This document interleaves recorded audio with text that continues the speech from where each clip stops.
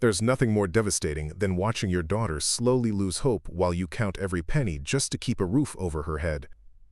Herwin Washington knew this heartbreak intimately as he worked double shifts at the diner in downtown Millbrook, his 8-year-old daughter Emma's quiet tears echoing in his mind.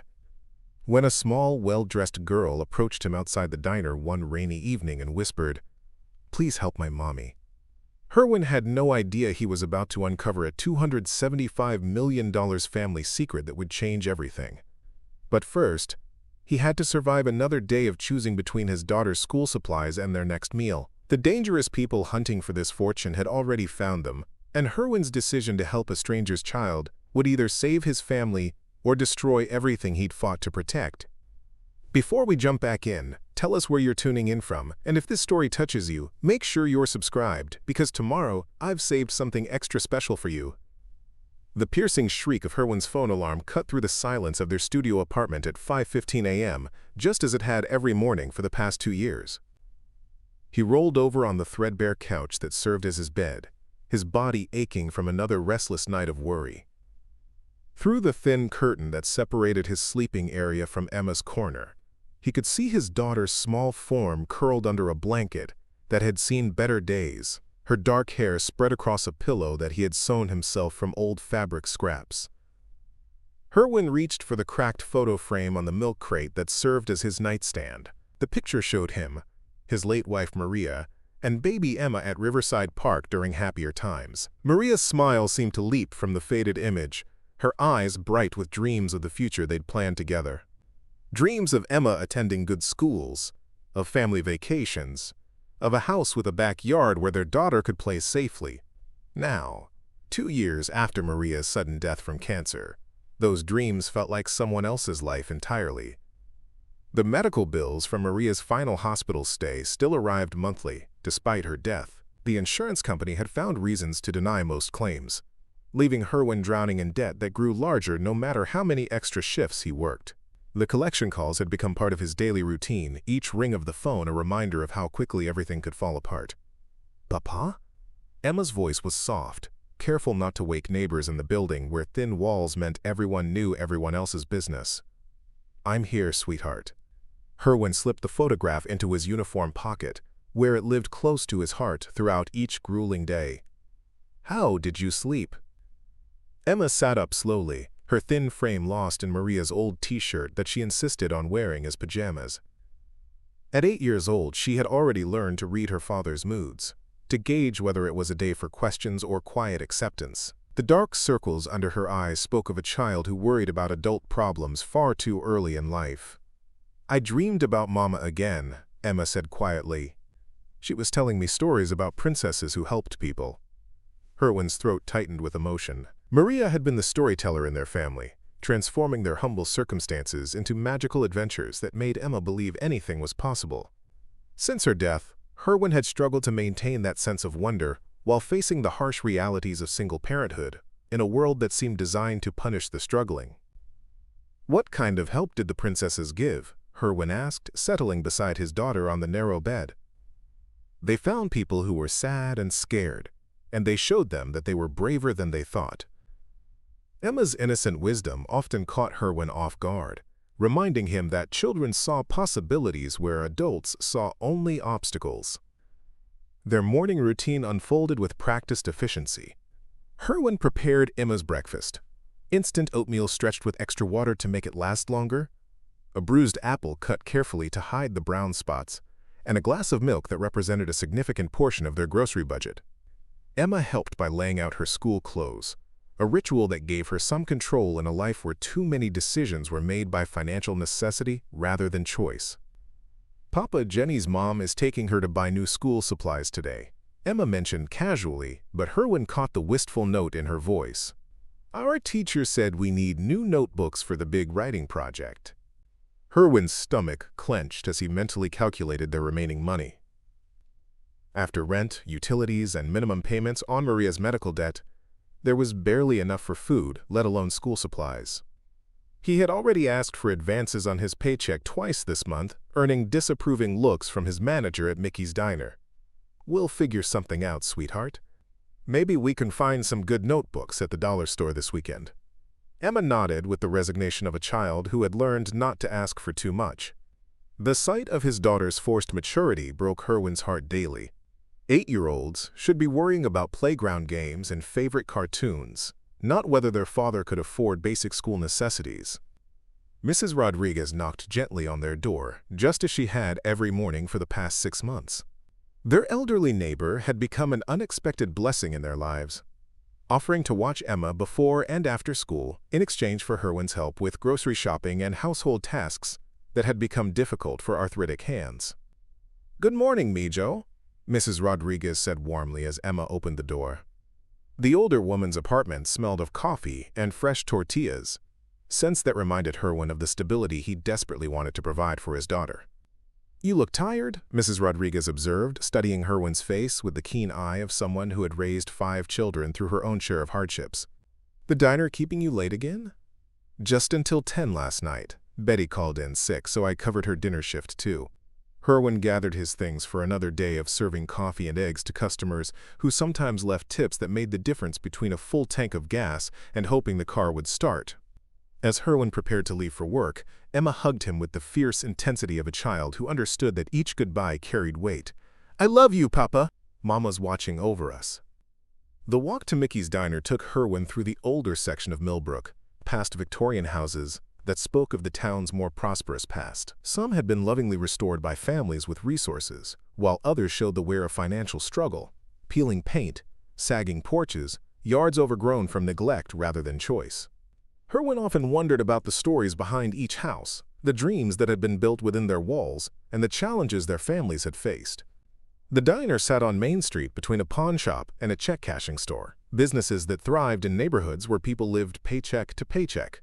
Mickey himself had owned the place for 30 years, a gruff but fair man who paid his employees honestly and looked the other way when they occasionally needed to take home leftover food.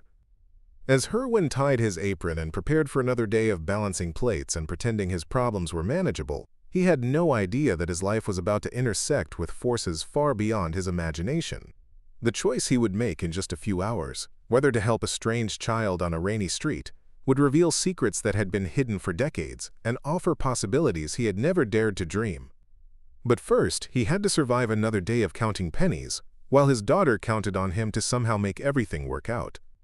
The afternoon rain had started as a gentle mist but quickly turned into the kind of downpour that sent people scrambling for cover under awnings and doorways. Herwin finished his shift at Mickey's Diner with $47 in tips, enough to cover Emma's school notebooks with a few dollars left over for groceries. For the first time in weeks, he allowed himself a small smile as he counted the crumpled bills in his pocket. Preparing and narrating this story took us a lot of time, so if you are enjoying it, subscribe to our channel. It means a lot to us. Now back to the story. The diner's bell chimed behind him as he stepped into the rain, pulling his worn jacket closer against the November chill. Main Street was nearly deserted, most sensible people having taken shelter until the storm passed. Herwin didn't have that luxury. Mrs. Rodriguez expected him to pick up Emma by 6, and the bus wouldn't run for another hour. He was halfway to the apartment complex when he saw her. A small girl, perhaps 9 or 10 years old, stood alone outside Hartwell's pharmacy. She wore a pristine white coat that seemed untouched by the rain, her long blonde hair perfectly dry despite the downpour. Everything about her appearance spoke of wealth and careful attention, the kind of child who attended private schools and lived in houses with manicured lawns. But her eyes held a desperation that Herwin recognized immediately. It was the same look Emma wore when she was trying not to cry, the expression of someone too young to understand why bad things happen to good people. The girl spotted him approaching and stepped directly into his path.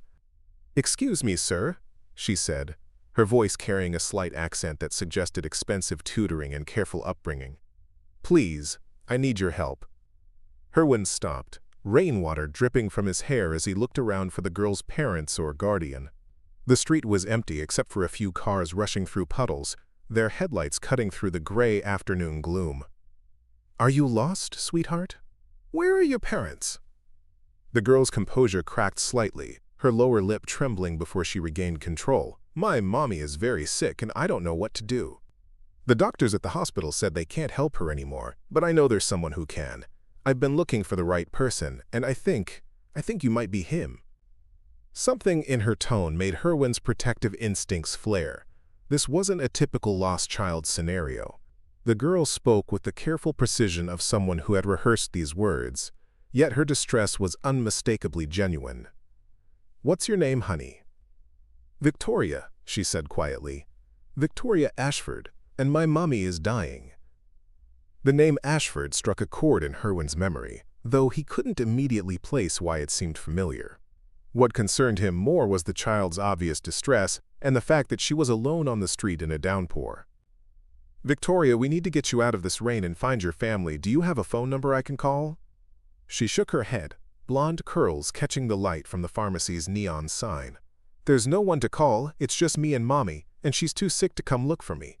But I heard the nurses talking, and they mentioned someone who might be able to help. They said there was a man who worked at Mickey's Diner, a good man who would understand about trying to save someone you love." Herwin's breath caught. The specificity of her information was unsettling. How could this well-dressed child know anything about him or his circumstances? "I don't understand." "How do you know about—" "Please," Victoria interrupted, reaching out to grasp his sleeve with small, cold fingers. "I know this sounds crazy, but my mommy doesn't have much time. There are things about our family that I've never told anyone, secrets that might seem impossible to believe. But if you'll just come with me to see her, I promise everything will make sense." Rain continued to fall around them, but Victoria remained mysteriously dry while Herwin felt water seeping through his jacket. The contradiction registered somewhere in his mind, but his immediate concern was for the child's safety and her apparent crisis. "Victoria, I have to pick up my daughter soon, but we can't leave your mother sick and alone. Let me call an ambulance or the police." "No!" The urgency in her voice startled him. "The police can't help with this, and the ambulance already came. The doctor said there's nothing more they can do, but Mommy told me that sometimes the most important help comes from people who understand what it means to lose someone you love." The reference to loss hit Herwin like a physical blow. 2 years after Maria's death, the grief still ambushed him at unexpected moments. This strange, serious child seemed to see straight through to his deepest pain. "How could you possibly know about?" "Because loss recognizes loss," Victoria said simply. "Because people who have suffered know how to help others who are suffering. Because sometimes the universe puts the right people in the right place at exactly the right time." A car horn honked as it navigated a deep puddle, sending spray across the sidewalk. Victoria stepped closer to Herwin, and he noticed that despite standing in the rain, she carried the scent of lavender and old books, as if she had just walked through a library garden. "My daughter is waiting for me," Herwin said gently, though something in Victoria's eyes was making it difficult to simply walk away. "If your mother needs medical attention—" "She needs something more than medical attention," Victoria interrupted. "She needs someone who believes that love can accomplish impossible things. Someone who fights for their family even when everyone else has given up hope." The description felt uncomfortably accurate. Since Maria's death, Herwin had indeed fought impossible odds, working multiple jobs to keep Emma housed and fed, refusing to let his daughter become another casualty of a system that seemed designed to crush the struggling. "Hana Prashik, Victoria, I want to help, but I need to understand what's really happening here. How did you find me? How do you know so much about my life?" She looked up at him with eyes that seemed far too old for her face. "Because some stories are connected in ways we don't always understand. Because your story and my mommy's story were always meant to intersect. Because 30 years ago, your family and mine shared something that was lost, and now it needs to be found again." The rain began to ease, but the mystery surrounding this child only deepened.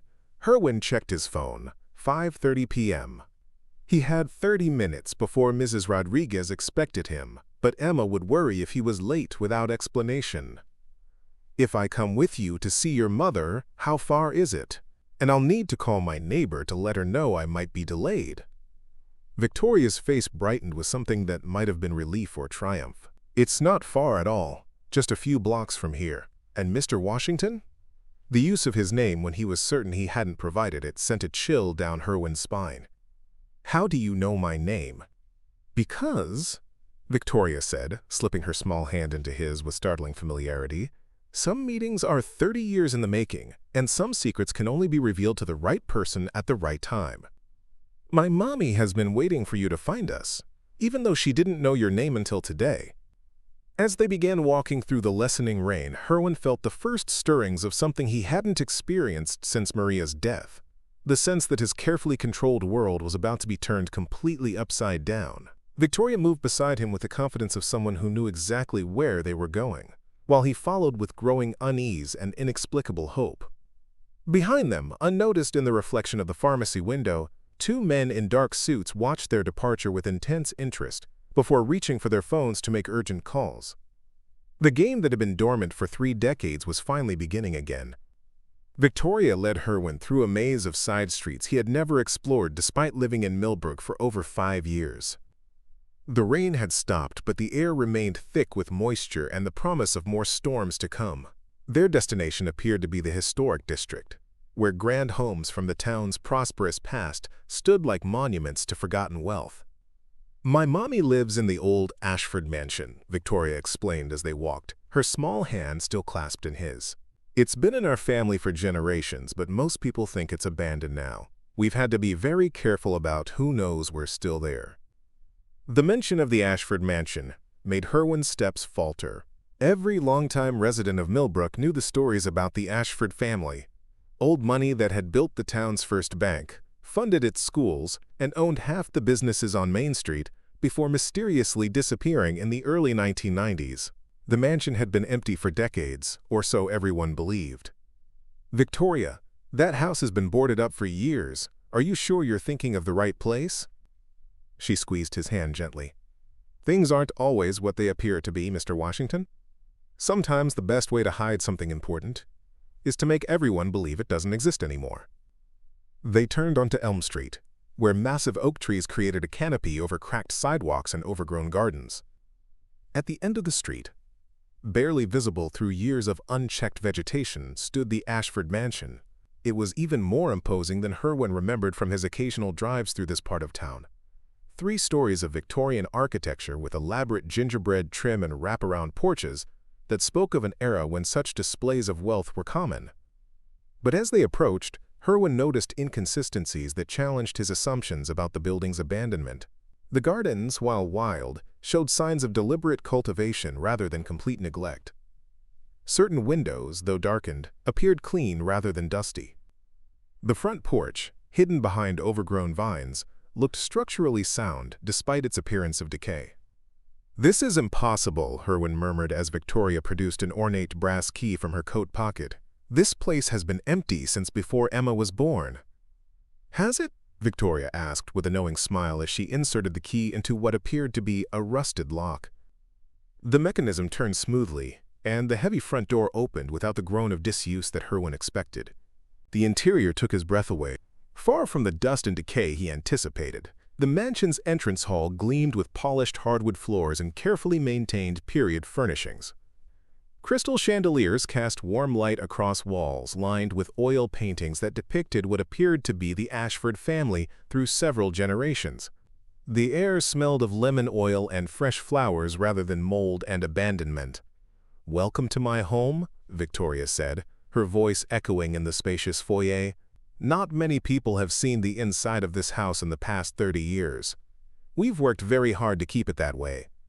Herwin followed her up a grand staircase that curved toward the second floor, his mind struggling to process what he was experiencing. The mansion was not only inhabited, but immaculately maintained, suggesting resources that contradicted everything he thought he knew about the Ashford family's disappearance. "Victoria, I need you to explain what's really going on here. How is this house in such perfect condition? Where has your family been all these years? And why did you need to find me specifically?" She paused on the landing, her young face serious in the chandelier's glow. "Those are all very good questions, Mr. Washington. And my mommy will answer every one of them. But first, you need to understand that some secrets are so big that they can only be revealed gradually, or they might overwhelm the person hearing them." They walked down a long hallway lined with more family portraits, and Herwin began to notice a pattern in the paintings. The Ashford family had clearly been involved in Millbrook's development for generations, but more intriguingly, Several of the portraits showed family members engaged in what appeared to be charitable activities, distributing food to poor families, funding the construction of public buildings, supporting local businesses during difficult times. "Your family has quite a history of helping the community," Herwin observed. "We've always believed that wealth comes with responsibility," Victoria replied. "But sometimes that responsibility requires making sacrifices that other people don't understand. Sometimes it means disappearing for a while to protect something more important than personal comfort." They stopped outside a door at the end of the hallway, and Victoria's confident demeanor suddenly showed cracks of uncertainty. "Mr. Washington, before we go in, I need to prepare you for what you're about to see. My mommy has been sick for a very long time, and the doctors say her condition is unusual, but she's still the kindest, strongest person I know, and everything she's done has been to protect our family's legacy and help people like you." Herwin's protective instincts flared again. "Victoria, if your mother is seriously ill, she needs proper medical care. I can call an ambulance." "The doctors have already done everything they can," Victoria interrupted gently. "What my mommy needs now isn't medicine, it's understanding. She needs someone who can help her complete something she started 30 years ago, something that will change many lives for the better." She knocked softly on the door before opening it to reveal a large bedroom that had been converted into what appeared to be a comfortable patient suite. Medical equipment hummed quietly in the corners, but the room maintained an atmosphere of warmth and dignity rather than clinical sterility. Fresh flowers filled several vases, and afternoon light filtered through sheer curtains that softened the medical setting. In the center of the room, propped up in an antique four-poster bed, lay a woman who appeared to be in her early 50s. Despite obvious illness, pale skin, thin frame, oxygen tubing, she possessed an unmistakable grace and intelligence that reminded Herwin immediately of Victoria. Her eyes, the same deep blue as her daughter's, held the same mixture of hope and desperation he had seen in the child's face. "Mommy," Victoria said softly, approaching the bed with careful steps. "I found him. I found the person you've been waiting for." The woman's eyes fixed on Herwin with an intensity that made him feel as though she was seeing straight through to his soul. When she spoke, her voice was weak but carried an authority that suggested she was accustomed to being heard and respected. "Mr. Washington," she said, extending a thin hand toward him, "my name is Catherine Ashford, and I've been hoping to meet you for longer than you might imagine. Please sit down, we have much to discuss, and I'm afraid time is not on our side." Herwin approached the bed cautiously, still uncertain about the situation but unable to ignore the genuine distress of the mother and daughter. As he took the offered chair beside the bed, Catherine Ashford studied his face with the careful attention of someone making a crucial assessment. "Victoria tells me you believe I can help you somehow," Herwin said carefully. "But I have to be honest. I don't understand how. I'm just a diner worker trying to raise my daughter. I don't have money or connections or any kind of special abilities." Catherine smiled, and despite her illness, the expression transformed her face with warmth and intelligence. "Mr. Washington, you're absolutely wrong about not having special abilities. You have something far more valuable than money or connections. You have a heart that understands sacrifice, hands that work honestly for the people you love, and most importantly, you have the courage to help others, even when you're struggling yourself." She gestured weakly toward a mahogany desk positioned near the room's large window. "In that desk is a letter that has been waiting 30 years to be delivered. It's addressed to your family, Mr. Washington. Specifically, it's addressed to the family of Maria Elena Vasquez Washington." The mention of his late wife's full name, including her maiden name, hit Herwin like a physical blow. How could you possibly know Maria's maiden name? "She never used it after we married, and I've never mentioned it to anyone in Millbrook." "Because," Catherine said gently, "Maria Elena Vasquez was my dear friend 30 years ago, before either of you moved to this town. And the letter in that desk contains information that will explain why she never told you about her connection to the Ashford family, and why her death was not the end of her story, but the beginning of yours." Herwin felt the world tilting around him as Victoria moved to the desk and carefully retrieved a sealed envelope that bore his wife's name in elegant handwriting. Everything he thought he knew about Maria, about their life together, about the circumstances that had brought them to Millbrook, was apparently about to be revealed as part of a much larger story. "I don't understand any of this," he whispered, staring at the letter that contained secrets from a past he had never known existed. You will, Catherine assured him. But first, you need to decide whether you're ready to learn the truth about why Maria chose you, why she brought you to this town, and why the Ashford family fortune has been waiting 30 years for someone exactly like you to claim it. Herwin stared at the envelope containing his wife's name, his hands trembling as he held 30 years of hidden truth. Catherine Ashford watched him with patient understanding, while Victoria stood silently beside her mother's bed, both giving him the time he needed to process the impossible revelation. Before you open that letter, Catherine said softly, "Let me tell you how Maria and I met so you'll understand the context of what she wrote." She shifted carefully in her bed, the movement clearly causing discomfort, but her voice grew stronger as she began to share memories that had been locked away for decades. In 1993, I was 22 years old and fresh out of college with a degree in social work. My father, Harold Ashford, had built a fortune through banking and real estate, but he'd also instilled in me a deep sense of responsibility toward our community. I was working at a women's shelter in Chicago when Maria arrived, 19 years old, pregnant, and fleeing an abusive relationship. Herwin's breath caught. Maria had told him she was from Chicago, but she'd never mentioned living in a shelter or being pregnant before they met. The woman he'd loved and married had carried secrets he'd never suspected. Maria was extraordinary, Catherine continued, her eyes growing distant with remembrance. Despite everything she'd been through, she had this incredible strength and compassion. She helped other women in the shelter, translated for Spanish-speaking residents, and somehow managed to find hope even in the darkest circumstances. Victoria moved closer to her mother, offering a glass of water that Catherine accepted gratefully before continuing her story. We became close friends during the 6 months Maria lived at the shelter.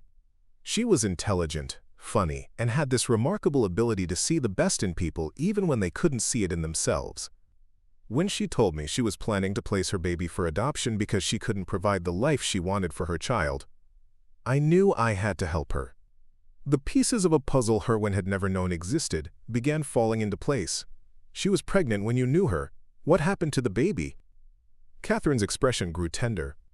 Maria made the difficult but loving decision to place her daughter with a family who could provide opportunities she couldn't offer at 19.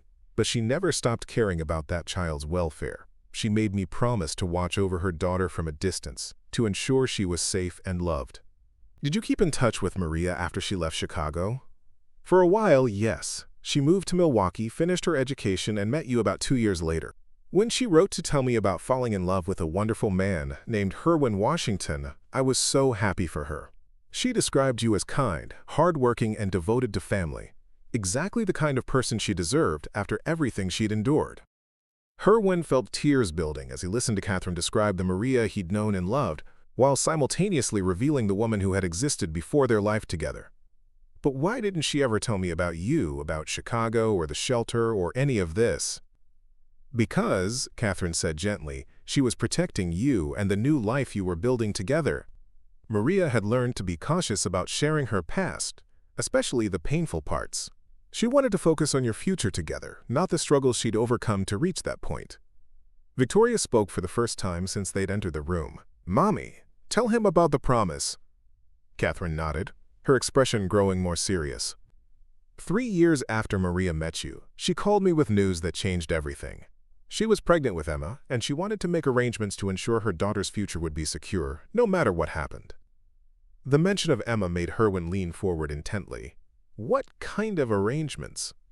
Maria asked me to establish a trust fund for Emma, funded by the Ashford family fortune. She wouldn't accept money for herself or for you.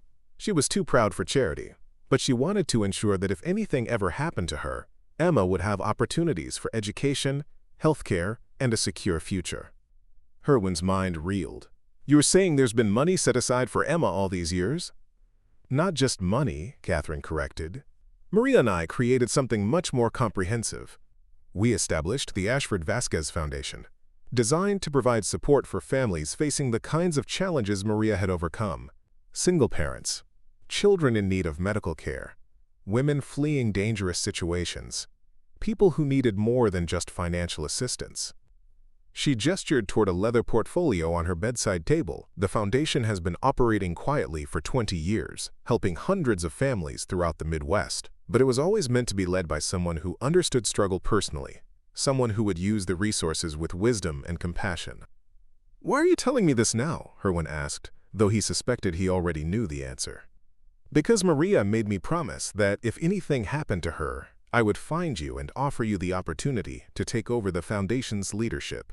She believed that your combination of life experience, integrity, and love for Emma would make you the perfect guardian for resources that could help thousands of families." Victoria moved to the desk and retrieved the leather portfolio, bringing it to Herwin with careful reverence. "The Foundation currently manages over $275 million in assets," she said quietly. "It generates enough income annually to fund major programs while growing the principal for future generations."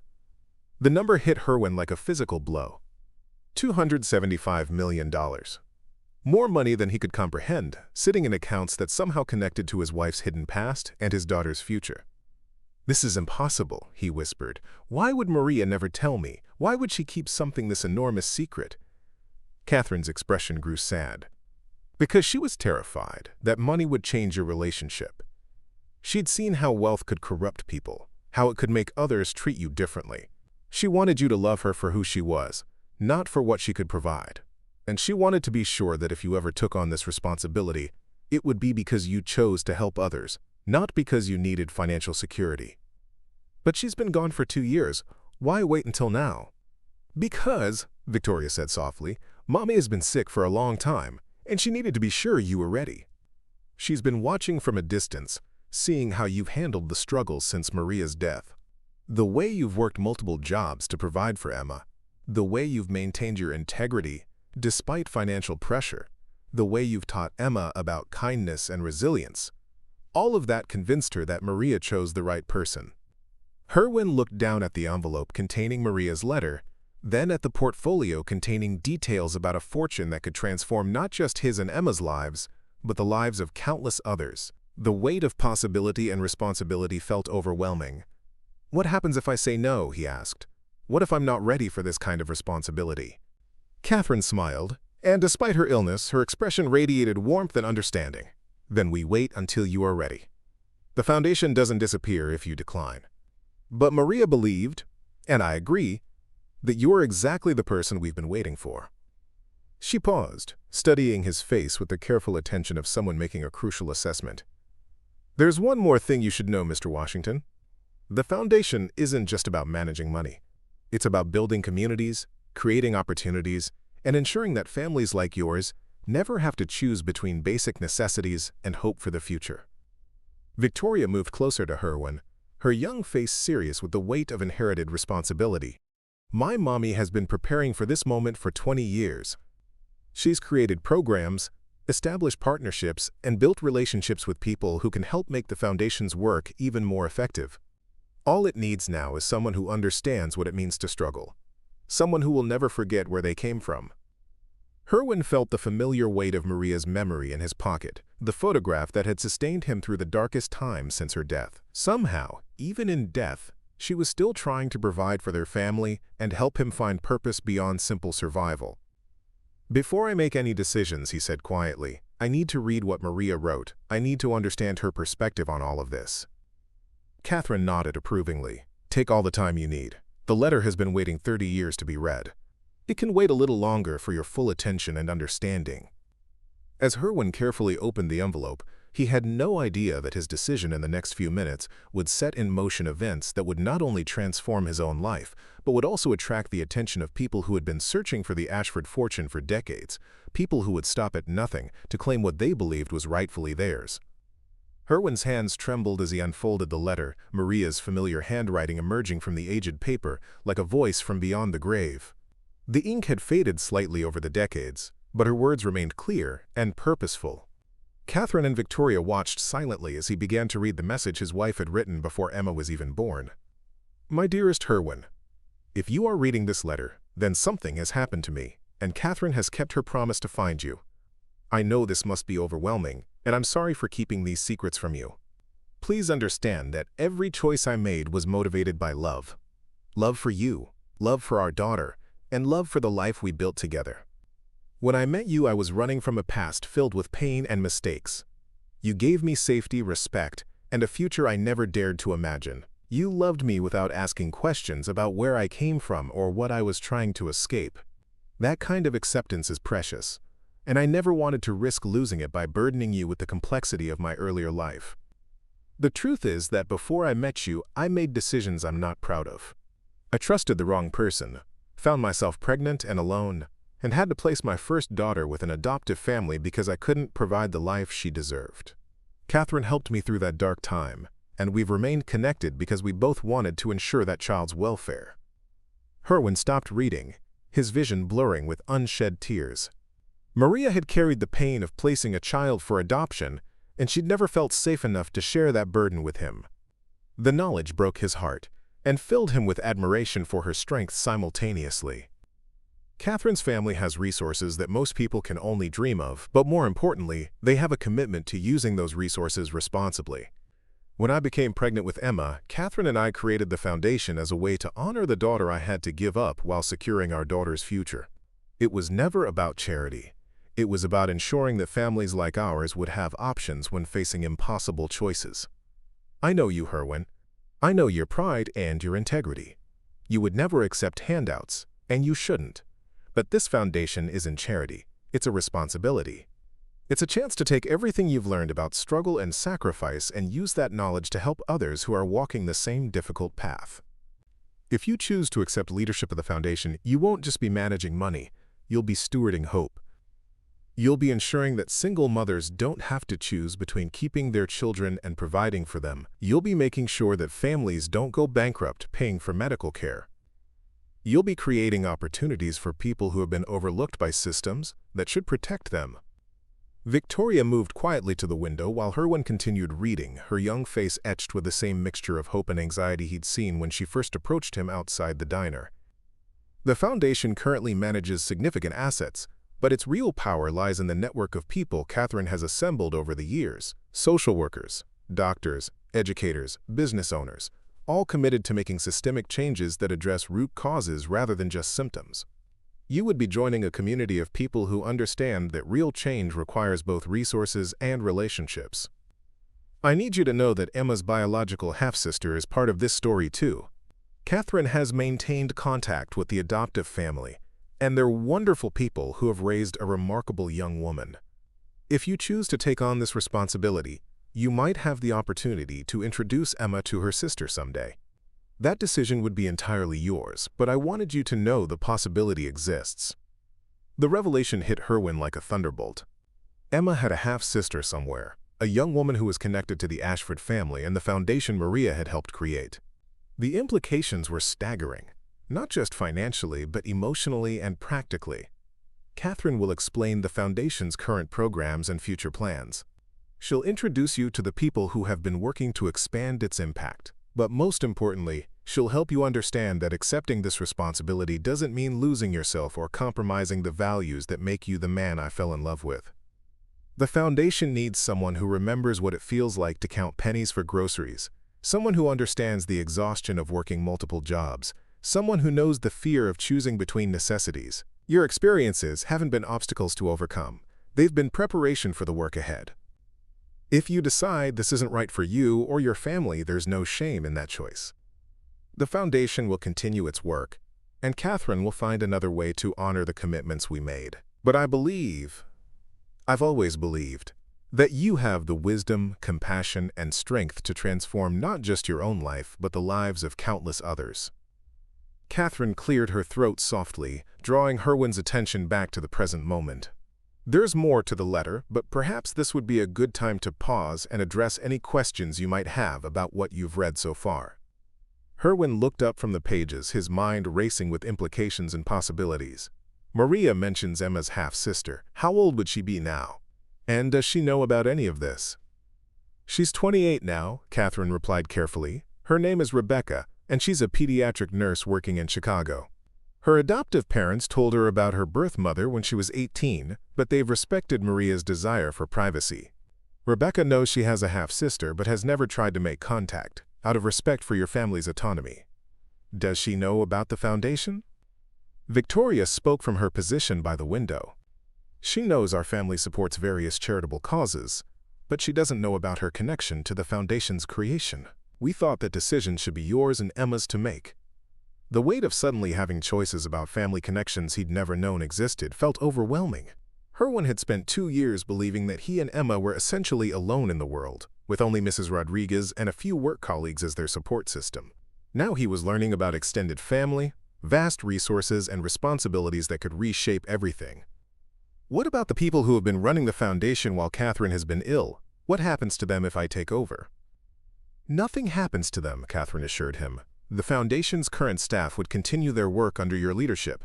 Dr. Patricia Wells has been serving as interim director for the past year, and she's eager to work with someone who has lived experience with the challenges our programs address. The transition would be gradual and collaborative." She gestured toward a thick folder on her bedside table. Those documents contain profiles of everyone currently working with the foundation, detailed descriptions of ongoing programs, and financial reports going back 5 years. "You wouldn't be stepping into this role blindly." "But why me specifically?" Herwin asked. "You could find someone with actual management experience, someone with education in nonprofit work or social services. I serve coffee and eggs. I've never run anything more complex than a household budget." Catherine's expression grew firm, despite her physical weakness. "Mr. Washington, I've watched successful CEOs destroy organizations because they lost touch with their mission. I've seen highly educated administrators make decisions that sound good on paper, but ignore the realities of people's daily lives. The foundation doesn't need another professional manager. It needs a guardian who will never forget why this work matters." Victoria returned to her mother's bedside, carrying a leather-bound photo album. "Mommy, should I show him the pictures from the programs?" Catherine nodded, and Victoria opened the album to reveal photographs spanning 2 decades. Images of families receiving keys to new homes, children graduating from programs the foundation had funded, women starting small businesses with microloans, elderly people receiving medical care they couldn't otherwise afford. "These are the people your decision will affect," Catherine said quietly. "Not just Emma, not just your own future, but hundreds of families who need someone to advocate for them, someone who understands their struggles because you've lived through similar challenges." Herwin studied the photographs, seeing his own story reflected in faces that showed gratitude, determination, and hope. These were people who had been where he was now, struggling to survive while dreaming of something better for their children. As he looked at the images, he became aware of sounds from outside the mansion: car doors slamming, voices speaking in urgent tones, footsteps on gravel. Catherine and Victoria exchanged worried glances, their expressions shifting from hopeful to concerned. "Are you expecting visitors?" Herwin asked, noting the tension that had suddenly filled the room. "No," Catherine said grimly, reaching for a button beside her bed that appeared to be connected to some kind of security system. "And that's exactly the problem. There are people who have been searching for the Ashford family assets for years, people who believe they have claims to our foundation's resources. I'd hoped we'd have more time before they tracked us down." Victoria moved to the window and peered through the curtains, her young face pale with worry. "Mommy, there are 3 cars outside, and the men getting out of them don't look friendly." The sound of the mansion's front door being tested echoed through the house, followed by what sounded like someone attempting to force entry. Catherine's calm demeanor cracked, revealing the fear she'd been hiding behind her gracious hospitality. "Mr. Washington," she said urgently, "I'm afraid you're about to learn that accepting stewardship of significant resources comes with dangers, as well as opportunities. The people outside have been trying to claim the Ashford fortune for decades, and they're not particularly concerned about legal niceties or the safety of anyone who stands in their way." The sound of splintering wood indicated that the intruders had succeeded in breaching the mansion's defenses. Heavy footsteps began moving through the lower floors, accompanied by voices calling out demands and threats. Herwin's protective instincts flared as he realized that Victoria and her ill mother were in immediate danger, and his decision about the foundation had suddenly become secondary to ensuring everyone's safety. The sound of heavy boots on the mansion's hardwood floors grew louder, as the intruders systematically searched the lower level. Catherine's breathing became more labored. Whether from her illness or fear, Herwin couldn't tell. Victoria moved protectively closer to her mother's bed, her earlier confidence replaced by the vulnerable expression of a child facing genuine danger. "There's a safe room," Catherine whispered urgently, pointing toward what appeared to be a bookshelf along the far wall. "Behind those books is a hidden passage that leads to a secure area my father had built during the Cold War." You and Victoria need to get there now. I'm not leaving you, Herwin said firmly, surprising himself with the conviction in his voice. 2 hours ago, he hadn't known these people existed. Now, the thought of abandoning a sick woman and frightened child to whatever those men intended felt unthinkable. Mr. Washington, you don't understand, Catherine insisted, her voice gaining strength despite her physical weakness. These people aren't just after money. They believe the Ashford family wronged them decades ago, and they've spent years planning revenge. If they find you here with us, they'll assume you're part of whatever conspiracy they've imagined. The voices from below grew more distinct, and Herwin could make out at least 3 different men calling to each other as they moved through the mansion's rooms. Their tone suggested familiarity with the house's layout, as if they'd been planning this intrusion for some time. Check the kitchen and dining room, one voice commanded with the authority of someone accustomed to giving orders. Thompson, you take the library. I want every inch of this place searched. The old woman has to be here somewhere. Victoria's face went pale at the casual menace in the stranger's voice. They know about Mommy, she whispered. They've been watching us. Catherine reached for a small device on her nightstand that looked like a medical alert button, but was apparently connected to something more sophisticated than emergency services. I'm activating the silent alarm, she explained quietly. Help will come, but it will take time. You need to protect yourselves until then. What about you? Victoria asked, tears beginning to form in her eyes despite her obvious efforts to remain brave. I'll be fine, sweetheart. These men want information about the Foundation's assets, not to hurt a sick old woman. But if they find you with me, they might try to use you as leverage. The sound of footsteps on the mansion's grand staircase indicated that the intruders had finished searching the ground floor and were moving to the upper levels. Herwin estimated they had perhaps 3 minutes before the men reached Catherine's room. Show me this safe room, he said quietly to Victoria, and explain how the hidden passage works. Victoria moved to the bookshelf and pulled on what appeared to be a decorative volume about Victorian architecture. The entire section of shelving swung inward silently, revealing a narrow corridor that led into darkness. The passage was clearly original to the house, with stone walls and an arched ceiling that spoke of serious construction designed to withstand significant threats. My great-grandfather was paranoid about communist infiltration, Victoria explained in hushed tones. He had several hidden rooms built throughout the house, connected by passages that exit in different parts of the property. Where does this particular passage lead? To a room beneath the carriage house. It has its own ventilation system, communication equipment, and enough supplies to last several days if necessary.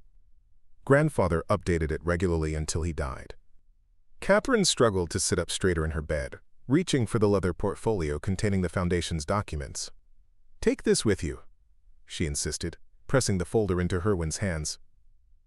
Whatever happens here, those papers represent the future of hundreds of families. They're more important than any of us. The footsteps in the hallway were growing closer, accompanied by the sound of doors being opened and rooms being searched. Catherine's expression grew more urgent as she realized how little time remained. There's something else you need to know, she said rapidly. The man leading this group is named Preston Whitmore. His grandfather lost a business deal to my grandfather in 1962, and Preston has convinced himself that the Ashford family stole his inheritance. He's been trying to find legal grounds to claim our assets for years. Has he succeeded? Not through legal channels, which is why he's resorted to this. But Preston has connections in city government and knows how to manipulate bureaucratic processes. If he gets his hands on the Foundation's documents, he might be able to create enough legal confusion to freeze our assets for years. Victoria tugged on Herwin's sleeve. We need to go now. They're almost here. But as they prepared to enter the hidden passage, a new sound stopped them cold. The distinctive ring of Herwin's cell phone cut through the tension, startlingly loud in the whispered atmosphere of the sick room. Papa? Emma's voice came through clearly as Herwin answered without thinking. Mrs. Rodriguez says you're late picking me up, and I'm worried. Are you okay? The innocent concern in his daughter's voice hit Herwin like a physical blow. In the drama of discovering Maria's secrets and facing immediate danger, he'd completely forgotten about Emma waiting for him. Now his 8-year-old daughter was worried, and he was trapped in a situation he couldn't explain without terrifying her. I'm fine, sweetheart, he said as calmly as possible, aware that the men searching the house might hear his voice. "I got delayed helping someone, but I'll be there soon. Stay with Mrs. Rodriguez until I arrive." "You sound funny, Papa. Are you sure you're okay?" Before Herwin could respond, the bedroom door burst open, and 3 men in dark suits entered, with the confidence of people who were accustomed to taking what they wanted. The leader, a man in his 50s with silver hair and cold eyes, surveyed the room with satisfaction. "Catherine Ashford," he said with mock politeness. "How wonderful to finally meet you in person. I'm Preston Whitmore, and I believe you have something that belongs to my family." Catherine's expression remained composed, despite the obvious threat these men represented. "Mr. Whitmore, you're trespassing in my home. I suggest you leave immediately before I call the police." Preston laughed, a sound devoid of genuine humor. "The police? My dear woman, I am the police, in a manner of speaking. I serve on the city council, I chair the municipal finance committee, and I have significant influence over how law enforcement resources are allocated in this town. Your complaint would be filed and forgotten." His eyes fixed on Herwin with intense interest. "And you must be the mysterious stranger who's been asking questions about the Ashford family. How fascinating that you're here at such a convenient time." Herwin realized that Preston's assumption about his presence might actually provide some protection for Catherine and Victoria. If the intruders believed he was independently investigating the Ashford family, they might not suspect his actual connection to Maria and the Foundation. "I'm just someone who was asked to help a sick woman," Herwin said carefully, slipping his phone into his pocket while keeping the Foundation's portfolio partially hidden behind his back. "How noble," Preston replied sarcastically, "but I'm afraid your Good Samaritan act has put you in an awkward position. You see, Mrs. Ashford and I have business to discuss, and we prefer privacy for such conversations." One of Preston's companions, a younger man with the build of someone who resolved problems through intimidation, stepped closer to Herwin. "Maybe we should help this Good Samaritan find his way out." But Victoria, who had been silent since the men entered, suddenly spoke with a clarity that surprised everyone in the room. "Mr. Whitmore, before you do anything you might regret, you should know that this gentleman is Herwin Washington, and he has legal standing in matters concerning the Ashford Foundation." The statement was technically accurate but deliberately misleading, and Herwin realized that Victoria was trying to complicate the situation in hopes of buying time for help to arrive. Preston's expression shifted from confident control to uncertainty as he processed this new information. "What kind of legal standing?" he demanded. Catherine smiled despite her vulnerable position. "The kind that means any actions you take against him will have consequences far beyond what you've planned for. Mr. Washington represents interests that extend well beyond Millbrook, Mr. Whitmore. Are you prepared for that level of scrutiny?" The bluff was audacious, but it created enough doubt to make Preston hesitate. In that moment of uncertainty, Herwin heard the faint sound of sirens in the distance, suggesting that Catherine's silent alarm had indeed summoned help. But as the sound grew louder, Preston's expression hardened with the realization that his window of opportunity was closing rapidly. "It seems we'll need to accelerate our timeline," he said grimly, signaling to his companions. "Search them both.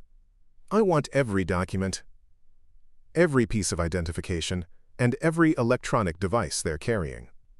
The situation had escalated beyond intimidation to what felt like kidnapping, and Herwin realized that his decision about the Foundation would have to wait until he could ensure everyone's immediate safety. The sirens grew closer, but Preston's men moved with the efficiency of people who had planned for this contingency. The younger man, whom Preston called Thompson, began systematically searching Catherine's bedside table, while the third intruder positioned himself at the window to monitor the approaching authorities. "Local police," the lookout reported. 2 cars, maybe 3 officers total, nothing we can't handle." Preston's confidence returned as he realized the responding force was smaller than he'd feared. "Thompson, secure any documents you find. Davis, make sure our escape route is clear." He turned back to Catherine with renewed authority. "Mrs. Ashford, I'm going to make this very simple. You're going to tell me exactly where the Foundation's assets are held, and you're going to provide access codes for all accounts."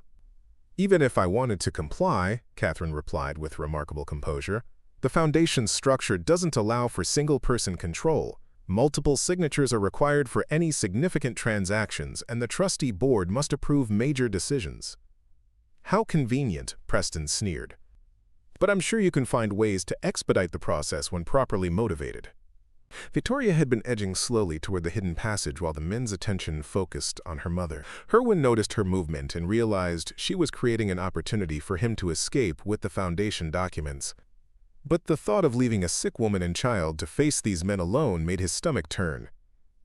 The police siren stopped outside the mansion, followed by the sound of car doors slamming and voices coordinating their approach. Preston checked his watch with the casual demeanor of someone following a predetermined schedule. "Right on time," he murmured. "Thompson, initiate Protocol 7. Thompson pulled out a sophisticated-looking radio and spoke into it with military precision. "Base, this is Team Alpha. Initiate diversion protocols. We need 15 minutes minimum." Within seconds, radio chatter could be heard from the police cars outside, urgent voices discussing what sounded like a major emergency requiring immediate response elsewhere in the city. The sound of engines starting indicated that at least some of the responding officers were being redirected. "You planned this," Catherine said, her voice showing the first cracks of genuine fear. "You manipulated the police response." Municipal emergency services are surprisingly easy to influence when you understand their protocols, Preston explained with obvious satisfaction. A chemical spill at the elementary school, reports of armed suspects at the shopping center, a gas leak in the downtown district, all requiring immediate attention from available units. Herwin felt sick as he realized the implications. "You're putting children at risk with false emergencies." "I'm creating necessary distractions," Preston corrected coldly. "The emergencies aren't real, but the police don't know that. They'll respond appropriately, discover the false alarms, and return here in approximately 20 minutes. More than enough time for our business." The casual manipulation of emergency services revealed a level of planning and corruption that went far beyond simple greed. These men had infiltrated civic systems and were willing to endanger public safety to achieve their goals. Thompson had finished searching Catherine's immediate area and moved toward Herwin. "Let's see what our Good Samaritan is carrying," he said, reaching for the Foundation portfolio that Herwin had been trying to conceal. "That doesn't belong to you," Herwin said, pulling the documents closer to his body. "Everything in this house belongs to us now," Thompson replied, his tone suggesting he was accustomed to taking what he wanted through force if necessary. But as Thompson reached for the portfolio, Victoria made her move. The young girl darted toward the hidden passage, calling out loudly, "Help! There are men in the house! Someone help us!" Her voice echoed through the passage and apparently carried to other parts of the mansion, because within moments, answering calls could be heard from somewhere else in the building. Davis, the lookout, spun toward the sound with alarm. "There's someone else in the house," he reported urgently. "Multiple voices, coming from the lower level." Preston's confident expression faltered as he realized they might have overlooked other occupants, or that additional help had arrived through means they hadn't anticipated. "That's impossible. Our surveillance showed only the woman and the girl." Catherine smiled, despite her vulnerable position. "Mr. Whitmore, you may have influenced the police response, but you clearly underestimated the resources available to this family. My father didn't build hidden passages and safe rooms without also ensuring there would be people to use them when necessary." The voices from below grew louder and more organized, suggesting multiple people coordinating their movements through the mansion.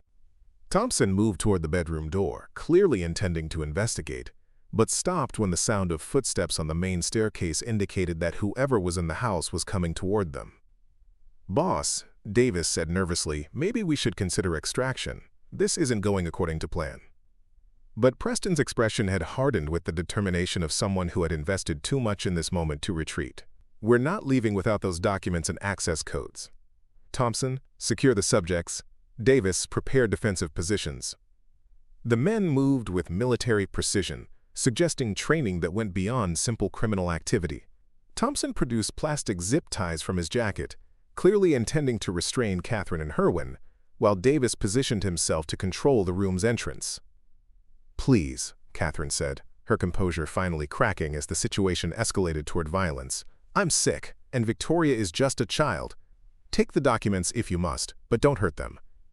"No one gets hurt if everyone cooperates," Preston replied, but his tone suggested that cooperation would be defined entirely by his terms. Victoria, who had been standing near the hidden passage, suddenly made a decision that surprised everyone in the room. Instead of fleeing to safety, she stepped forward and addressed Preston directly. Mr. Whitmore, before you do something that will destroy your life and hurt innocent people, you should know that you're operating under false assumptions about the Ashford family and our foundation. Her voice carried an authority that seemed impossible for someone her age, and even Preston paused to listen. Your grandfather didn't lose a business deal to my family, Victoria continued with remarkable composure. He was offered a partnership in 1962, but he chose to reject it because he didn't want to be associated with what he called charity work. The documents proving this are in our family's archives, along with correspondence showing that he later regretted his decision. The assertion clearly caught Preston off guard. His research had convinced him that the Ashford family had cheated his grandfather out of a lucrative opportunity, but Victoria's claim introduced doubt about the foundation of his grievance. That's impossible, he said, but uncertainty had crept into his voice. The letters are in Grandfather Harold's handwriting, Victoria insisted. He tried multiple times to convince your grandfather to reconsider the partnership, but your grandfather refused to associate with bleeding heart liberals, as he called them in his responses. Thompson and Davis exchanged glances, clearly wondering if their leader's motivation for this operation might be based on incomplete information. The sound of voices from the mansion's lower levels continued, suggesting that time was running out for whatever they hoped to accomplish. Catherine seized the moment of uncertainty. Mr. Whitmore, if you're truly interested in honoring your grandfather's memory, perhaps you should consider what he actually wanted, rather than what you've assumed he was denied. But before Preston could respond, the bedroom door opened, and several people entered who completely changed the dynamics of the confrontation. Leading the group was a woman in her late 20s with dark hair and intelligent eyes that immediately reminded Herwin of Maria. Behind her were two men in security uniforms and an elderly gentleman whose bearing suggested both authority and wealth. Uncle Preston, the young woman said with calm disapproval, I think you owe these people an explanation for this intrusion. The family resemblance between the newcomer and Preston was unmistakable, but her tone suggested she was not there to support his actions. Preston's face went pale as he realized that his operation had been compromised by someone with intimate knowledge of his plans. Rebecca, he said weakly, this doesn't concern you. It concerns me very much, she replied firmly, especially since it involves my birth mother's family and the foundation she helped create. Herwin's breath caught as he realized he was looking at Emma's half-sister, the daughter Maria had placed for adoption 30 years ago. The woman who had just identified herself as Rebecca was not only connected to the Ashford family, but was apparently in a position to challenge Preston's authority. The careful plans of multiple parties were converging in ways none of them had anticipated, and the true complexity of the family relationships involved was only beginning to become clear. The tension in the room shifted dramatically as Rebecca stepped forward, her presence commanding attention from everyone present. The security personnel flanking her positioned themselves strategically, making it clear that Preston's men were now outnumbered and outmaneuvered. Rebecca, what are you doing here? Preston demanded, his earlier confidence completely evaporated. This is a private family matter. No, Uncle Preston, she replied with the calm authority of someone accustomed to handling difficult situations. This is a criminal matter. Breaking and entering, intimidation, manipulation of emergency services. These aren't family disputes, they're felonies. The elderly gentleman who had entered with Rebecca moved toward Catherine's bed with obvious concern. Mrs. Ashford, I'm Dr. Jonathan Whitmore, Preston's father. I sincerely apologize for my son's actions. Are you injured? Herwin studied the older man's face, seeing genuine distress and embarrassment at his son's behavior. Dr. Whitmore appeared to be in his 70s, with the bearing of someone who had spent his life earning respect through professional competence, rather than intimidation. I'm fine, Dr. Whitmore, Catherine replied graciously, though I must say this isn't how I imagined our families would finally meet again after all these years. Come fine. Preston looked between his father and Rebecca with growing confusion and anger. What is this? Some kind of intervention? It's exactly that, Dr. Whitmore said firmly. Rebecca contacted me yesterday when she learned about your plans through the private investigator you hired. She's been trying to prevent this disaster, but you wouldn't listen to reason. Rebecca moved closer to Catherine's bed, her expression mixing professional concern with personal emotion. Mrs. Ashford, I'm Rebecca Chen. Well, Rebecca Whitmore legally, but Chen was my birth mother's name. I believe you knew her as Maria Vasquez. The confirmation of what Herwin had suspected sent a shock through him. This composed, intelligent woman was Emma's half-sister, The daughter Maria had never stopped loving, but had chosen to place with a family who could provide opportunities Maria couldn't offer at 19. "Rebecca," Catherine said with obvious emotion, "Maria would be so proud of the woman you've become. She often wondered about you, but she respected your adoptive family's privacy and never wanted to disrupt the life they'd built with you." "I know," Rebecca replied softly. "When I turned 18, my parents told me about Maria and how she'd made the difficult decision to place me for adoption. They also told me about a woman named Catherine Ashford who had helped arrange support for my education and healthcare throughout my childhood." Dr. Whitmore addressed his son with disappointment and frustration. "Preston, for 30 years you've been obsessed with a conspiracy that never existed. The Ashford family didn't steal anything from us. Your grandfather made business decisions he later regretted, and you've built your entire adult life around resentment for imaginary wrongs." "That's not true," Preston insisted, but his voice lacked conviction. "Grandfather lost millions because of Harold Ashford's manipulation." Rebecca pulled out a folder she'd been carrying and placed it on Catherine's bedside table. "These are copies of the correspondence between our grandfathers, Uncle Preston. Grandfather James was offered multiple opportunities to partner with the Ashford family's charitable initiatives. He declined because he didn't believe in social welfare projects, as he called them." She opened the folder to reveal letters written in faded ink, clearly authentic documents from the 1960s. Harold Ashford tried repeatedly to include Grandfather James in the foundation's early development. He offered him board positions, investment opportunities, and management roles. Grandfather James refused them all.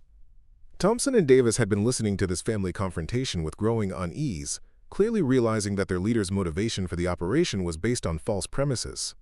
Thompson cleared his throat nervously. "Boss, maybe we should consider extraction," he suggested again. "This situation is getting complicated."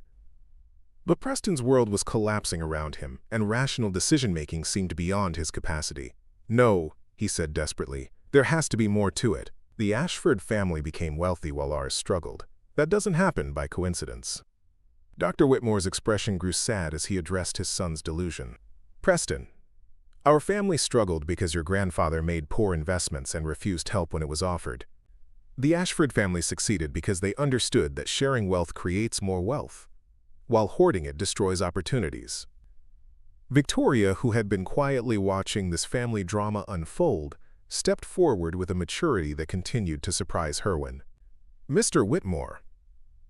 The older Mr. Whitmore.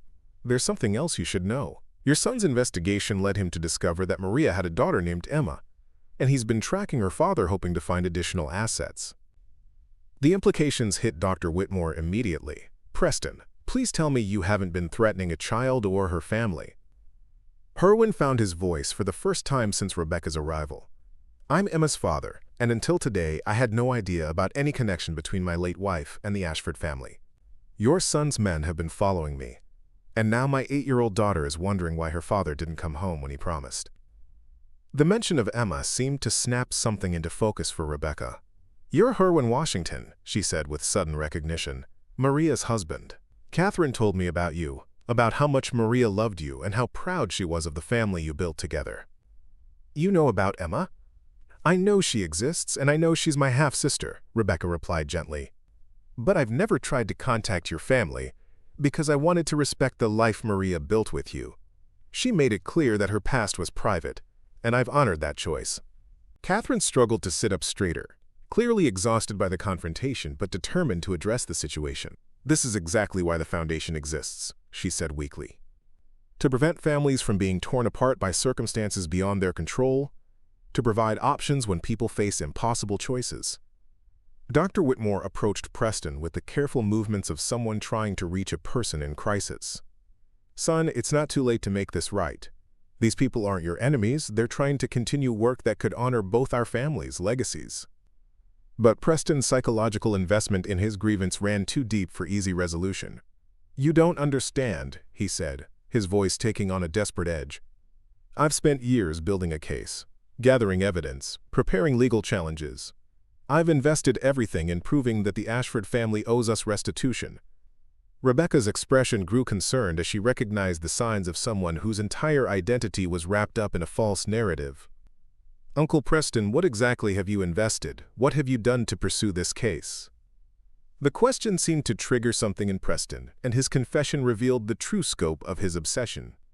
"I've mortgaged properties, borrowed against retirement accounts, hired investigators and lawyers. I've spent over $200,000 proving that we deserve compensation for what was stolen from our family." The amount was staggering, and the implications were clear. Preston hadn't just pursued a groundless grievance, he'd bankrupted himself in the process. His desperate need to recover the Ashford assets wasn't just about family honor. It was about financial survival. Dr. Whitmore's face went pale as he processed his son's admission. "Preston, you've destroyed your own financial security chasing a fantasy. The very thing you blame the Ashford family for, you've done to yourself." Thompson and Davis exchanged glances that suggested they were beginning to understand why their employer had been so desperate to succeed in this operation. They were working for a man whose judgment had been compromised by financial desperation and psychological obsession. "Sir," Thompson said carefully, "maybe it's time to consider that this operation isn't going to achieve the objectives we discussed." But as the confrontation reached this crucial moment, the sound of additional vehicles arriving outside the mansion indicated that the situation was about to become even more complex. Through the window, they could see official cars with government license plates, suggesting that authorities with more resources and jurisdiction than local police were now involved. Rebecca moved to the window and observed the new arrivals with obvious recognition. "That's Assistant U.S. Attorney Jennifer Mills," she said grimly. "She specializes in financial crimes and fraud cases. Uncle Preston, I think your activities have attracted federal attention." The revelation that federal investigators were now involved transformed the situation from a family dispute into a potential criminal case with serious consequences for everyone involved. Preston's face went white as he realized that his obsession had escalated far beyond what he could control or contain. Victoria looked at Herwin with an expression that mixed hope and worry. "Mr. Washington, I think you're about to learn that accepting responsibility for our foundation means dealing with complications that go far beyond managing money or helping families." The weight of decision that had been building throughout the day was about to become much more complex, as legal, familial, and financial considerations converged in ways that would require wisdom, courage, and resources that Herwin wasn't sure he possessed. The federal agents entered the mansion with the methodical efficiency of professionals who had dealt with complex financial crimes before. Assistant U.S. Attorney Jennifer Mills led the team, a woman in her 40s whose calm demeanor suggested she was accustomed to untangling complicated situations involving family disputes, large sums of money, and questionable legal tactics. "Mr. Whitmore," she addressed Preston directly, "I'm Assistant U.S. Attorney Mills. We need to discuss your recent activities involving the manipulation of emergency services, surveillance of private citizens, and attempted extortion of charitable foundation assets." Preston's remaining composure crumbled as he realized the full scope of federal interest in his activities. "This is a civil matter," he protested weakly. "A family dispute over inheritance rights. Breaking into private residences, intimidating sick individuals, and filing false emergency reports are federal crimes, not civil disputes," Mills replied firmly. "Your activities over the past 6 months have created a pattern of behavior that crosses multiple jurisdictions and involves several federal statutes." Thompson and Davis, clearly recognizing that their employer's legal troubles were about to become their own, began edging toward the room's exit. But additional federal agents positioned throughout the mansion made it clear that no one would be leaving until the situation was fully resolved. Dr. Whitmore approached Agent Mills with the desperate hope of someone trying to protect his son from the consequences of terrible decisions. "Agent Mills, I'm Dr. Jonathan Whitmore, Preston's father. Is there any way this situation can be resolved without destroying my son's life? He's been acting out of grief and confusion, not criminal intent." "That will depend largely on Mr. Whitmore's willingness to cooperate with our investigation and make restitution for any damages his actions have caused," Mills replied diplomatically. "But I need to understand the full scope of what's been happening here." Catherine, despite her exhaustion and the trauma of the intrusion, managed to provide a clear summary of the situation. "Agent Mills, my family has operated a charitable foundation for 30 years, providing assistance to families facing financial hardship. Mr. Whitmore became convinced that our assets rightfully belong to his family, and he's been escalating his efforts to claim them through increasingly aggressive means." Rebecca stepped forward to provide additional context. "Agent Mills, I'm Rebecca Chen, a pediatric nurse and the daughter that connects these families. My birth mother helped establish the Ashford Foundation, and I've been trying to prevent this confrontation because I understood that Uncle Preston's grievances were based on misunderstandings about historical family-business relationships. Mills turned her attention to Herwin, clearly recognizing that he was somehow central to the current situation despite being an apparent stranger to most of the people involved. And you are Mr. Washington, I presume? Our investigation suggests you've been unwittingly drawn into this situation. That's correct, Herwin replied, still holding the foundation portfolio that had become the focal point of so much conflict. Until today, I had no idea about any connection between my late wife and the Ashford family. I was asked to help someone, and I found myself in the middle of something much larger than I understood. Victoria, who had been quietly observing the federal agents with the careful attention of someone far beyond her apparent years, spoke up with startling directness. Agent Mills, before you proceed with whatever actions you're considering, there's something about this situation that might influence your decisions. The young girl moved to Catherine's bedside and retrieved a thick folder that appeared to contain legal documents. The Ashford Foundation isn't just a charitable organization. It's been operating under a special federal charter that gives it certain protections and oversight requirements. Any interference with its operations could have implications that extend well beyond this local situation. Mills accepted the folder and began reviewing its contents, her expression growing more serious as she read. This foundation has been providing disaster relief, educational assistance, and medical support throughout the Midwest under direct federal oversight, she said with obvious surprise. Mr. Whitmore, your actions haven't just targeted a private charity. You've been interfering with an organization that has official government partnerships. The revelation transformed the legal landscape dramatically. Preston's activities weren't just harassment of a wealthy family. They were interference with federally protected charitable operations that served thousands of people across multiple states. I didn't know, Preston said desperately. My research focused on the family's private assets, not their charitable work. Your ignorance doesn't excuse criminal behavior, Mills replied sharply, but it might explain why your actions escalated so dramatically. You were pursuing something that doesn't actually exist in the form you imagined. Dr. Whitmore studied the federal documents with growing understanding and horror. Preston, the foundation you've been trying to claim isn't a family trust fund. It's a nationally significant charitable organization that happens to be administered by the Ashford family. You haven't been pursuing an inheritance. You've been attacking a public service institution. Rebecca provided additional context that further complicated Preston's position.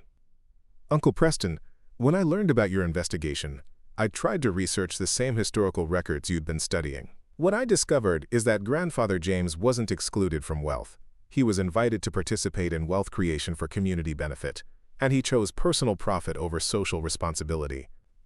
She opened another folder containing copies of historical documents. The Ashford family didn't become wealthy by cheating anyone. They became wealthy by understanding that charitable work, properly structured, creates sustainable economic growth that benefits everyone involved. Thompson finally found his voice in the growing legal complexity. Sir, we were hired to recover stolen assets, not interfere with federal charitable operations. If we'd known about the government partnerships— You were hired to commit crimes, Mills interrupted firmly. The nature of those crimes doesn't change, based on your employer's misunderstandings about what he was targeting. Catherine managed to sit up straighter, clearly exhausted but determined to address the crisis her family was facing.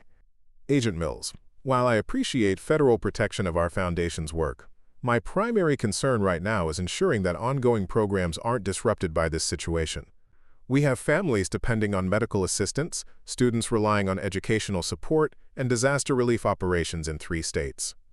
That's exactly why this matter requires immediate resolution, Mills agreed. Mr. Washington, I understand you've been offered a leadership role in this foundation.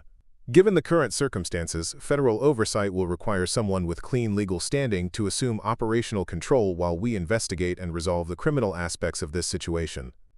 The weight of federal expectation added another layer to the decision Herwin had been struggling with all day. It was no longer just a question of whether he wanted to accept responsibility for helping families like his own. It was a matter of ensuring that critical services continued while legal complexities were resolved. Victoria approached Herwin with the portfolio containing Maria's letter and the Foundation's operational documents. Mr. Washington, I know this isn't how anyone imagined this day would unfold, but my mommy is too sick to continue managing the Foundation's daily operations, and federal oversight requires someone with both legal authority and practical understanding of the challenges our programs address. What exactly would federal oversight involve? Herwin asked Mills directly. Temporary federal monitoring to ensure that Foundation assets are protected and that charitable operations continue without interruption, Mills explained. You'd be working with federal auditors and program managers to maintain current services while we establish long-term governance structures that prevent future interference. Rebecca stepped closer to Herwin, her expression mixing hope with uncertainty. Mr. Washington, I know this is overwhelming, and I know you didn't ask to be involved in our family's complicated history. But if you're willing to consider this responsibility, I'd like to help. I have experience in healthcare administration. I understand both families' histories, and I'd be honored to work with someone who meant so much to Maria. The offer of partnership from Emma's half-sister added a personal dimension that made the federal requirements feel less isolating. Herwin looked around the room at the various people whose lives would be affected by his decision. Catherine fighting illness while trying to protect her life's work. Victoria carrying responsibilities no child should bear. Rebecca seeking to honor her birth mother's legacy. Even Dr. Whitmore hoping to prevent his son's self-destruction from causing additional harm. But as he prepared to respond, the sound of his cell phone ringing reminded him that somewhere in this complex web of family histories and federal oversight, an 8-year-old girl was still waiting for her father to come home and explain why he was late for dinner. The choice he made in the next few minutes would determine not just Emma's future, but the futures of hundreds of families who depended on the Foundation's continued operation. Herwin answered his phone with trembling hands, acutely aware that everyone in the room was listening to what should have been a private conversation with his daughter. "Papa?" Emma's voice carried the worried tone of a child who had been trying to be brave but was running out of patience. "Mrs. Rodriguez made dinner, but I can't eat because I'm scared something bad happened to you. You never stay away this long without calling." The innocent concern in Emma's voice cut through all the complexity surrounding him. Federal agents, family secrets, massive foundations, criminal charges. None of it mattered as much as the fact that his daughter needed him to come home and be her father. "I'm okay, sweetheart," Herwin said, his voice catching slightly. "I got involved in helping some people who were in trouble, and it's taking longer than I expected. But I'm safe, and I'll be home soon." "Are you helping people like you help me when I'm scared?" Emma asked with the direct clarity that children brought to complicated situations. "Yes, exactly like that. Sometimes adults get scared too, and they need someone to help them figure out what to do." Agent Mills, who had been listening to the conversation with professional interest, stepped forward and addressed Herwin quietly. "Mr. Washington, given the federal oversight requirements and the urgency of maintaining Foundation operations, we could arrange for your daughter to be brought here safely. The mansion has secure facilities, and it might be easier to explain the situation to her in person rather than over the phone." The suggestion surprised Herwin, but it also offered a solution to his growing anxiety about leaving Emma worried and waiting. Would that be safe? With everything that's been happening here? "The criminal threat has been neutralized," Mills assured him. "Mr. Whitmore and his associates are in federal custody, and we have security personnel throughout the property. Your daughter would actually be safer here than at home, given that Mr. Whitmore's surveillance activities may have identified your residence." The implication that Emma might be at risk in their own apartment added urgency to an already complex decision. Rebecca stepped forward with an offer that surprised everyone in the room. "Mr. Washington, if you'd allow me, I could go get Emma and explain things to her during the drive here.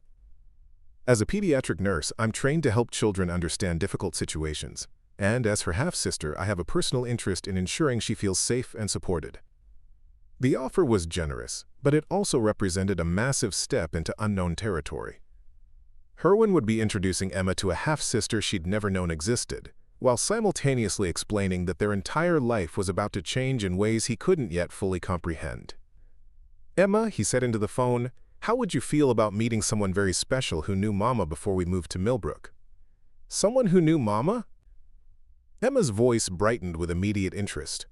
Children grieving a parent were always eager to learn new things about the person they'd lost. "Yes, a very nice lady who cared about Mama and who would like to meet you. She could bring you to where I am, and then we could all talk together about some important family things." "Is she like family to us?" The question was more perceptive than Emma could have realized. She is family, sweetheart, in a way that I'm still learning about myself.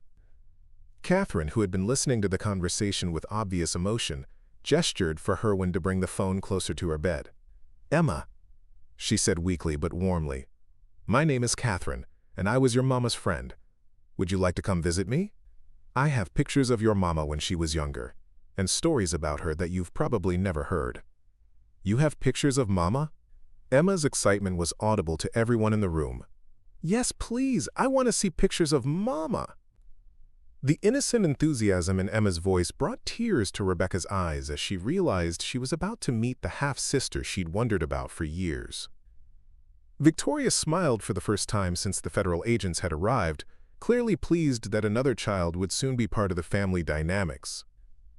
Dr. Whitmore, who had been observing the family interactions while his son remained in federal custody, approached Herwin with obvious concern.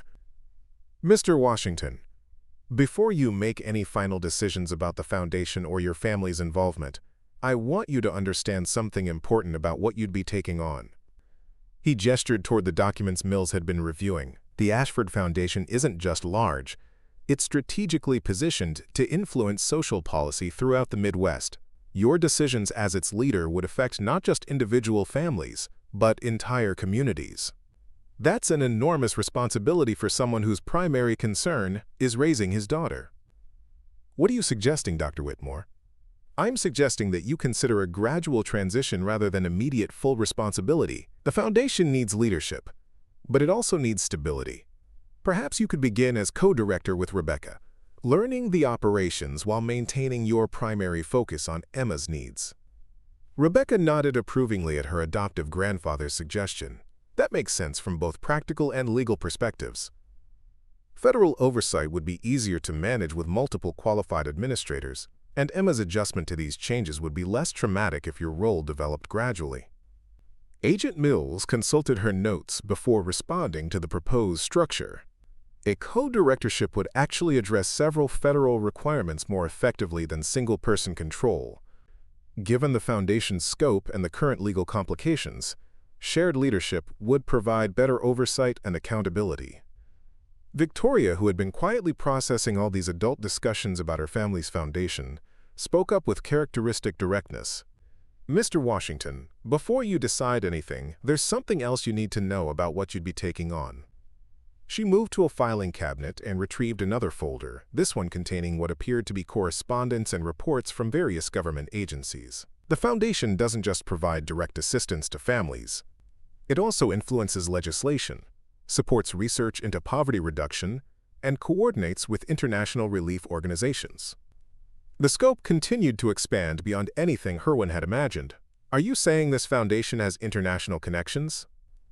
"The Ashford Foundation is a founding member of the Global Family Security Initiative," Catherine explained from her bed. "Our work in the Midwest serves as a model for similar programs in 12 other countries. Your decisions as director would influence policy discussions at the United Nations level." The magnitude of responsibility was becoming overwhelming. Herwin had begun the day serving coffee and eggs to local customers. Now he was being asked to consider leadership of an organization that influenced international social policy. "I think," he said slowly, "I need to see Emma before I can make any decisions this significant. Everything else in my life has to be secondary to being her father." Rebecca smiled with obvious approval. "That's exactly the kind of prioritizing that convinced Maria you were the right person for this responsibility.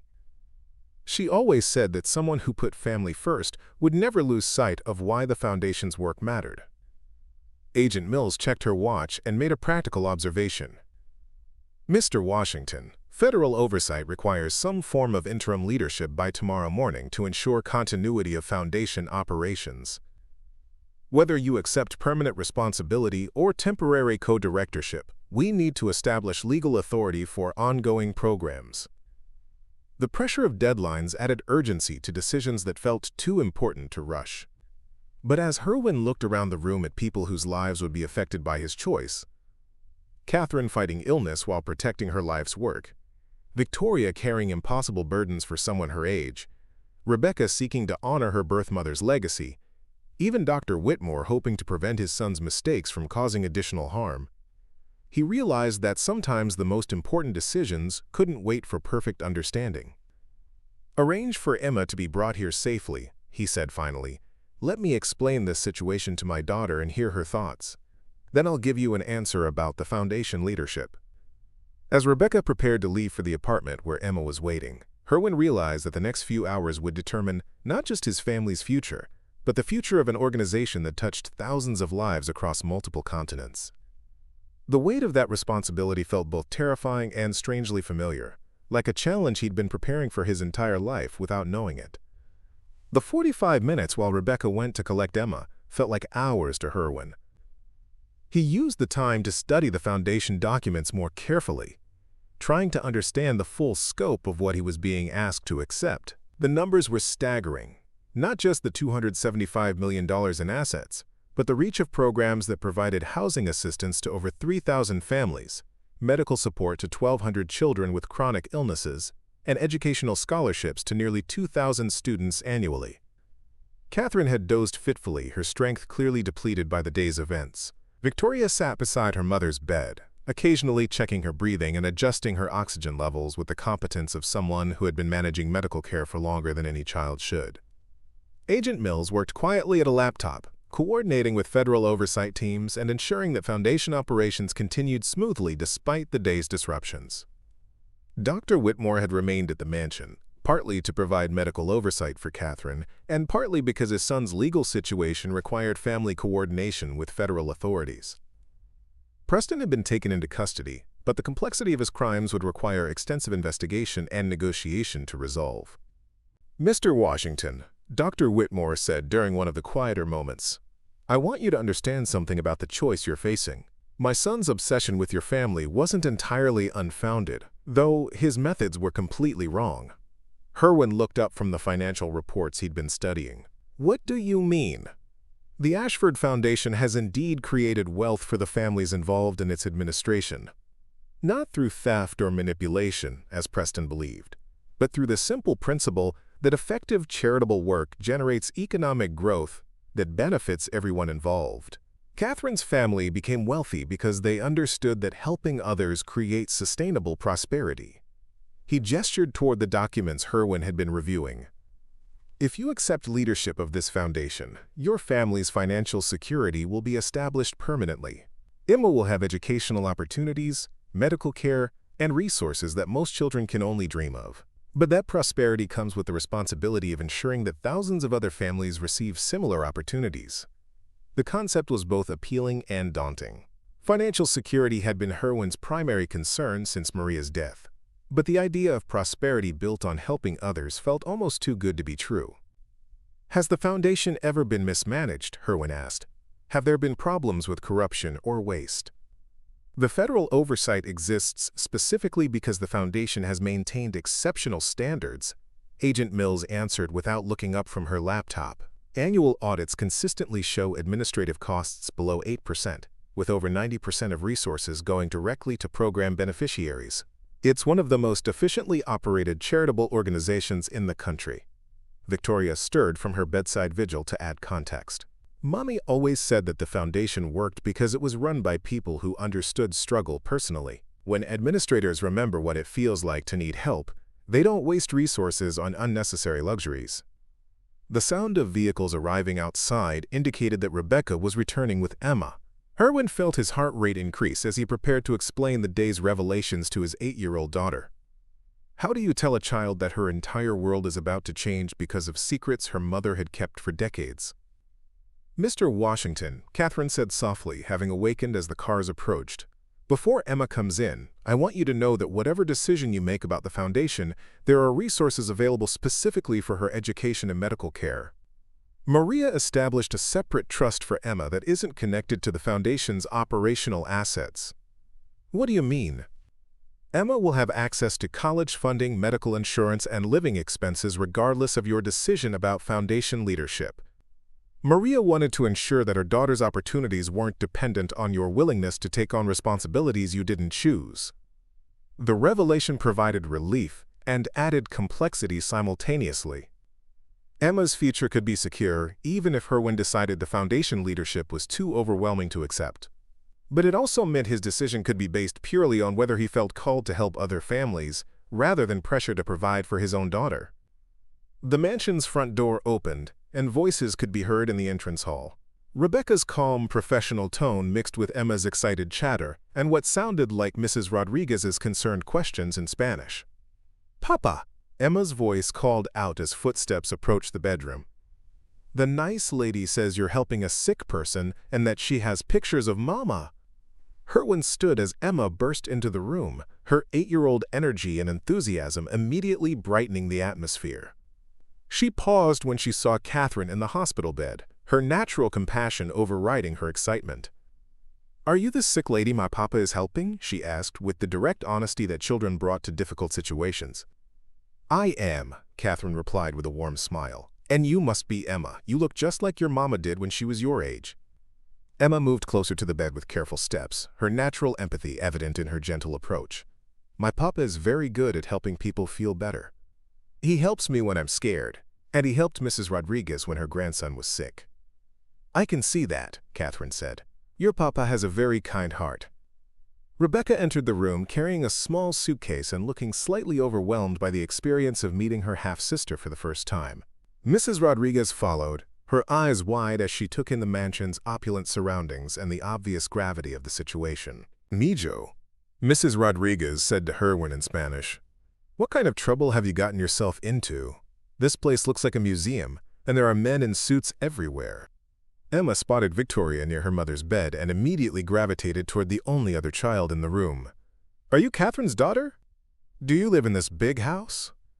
"I'm Victoria," the girl replied with a shy smile. "And yes, this is my home. Would you like to see some of the pictures of your mama?" The easy interaction between the two children provided a moment of normalcy in the extraordinary circumstances.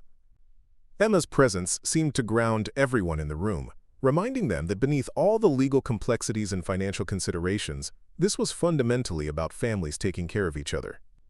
Agent Mills approached Herwin with a folder containing what appeared to be official documents.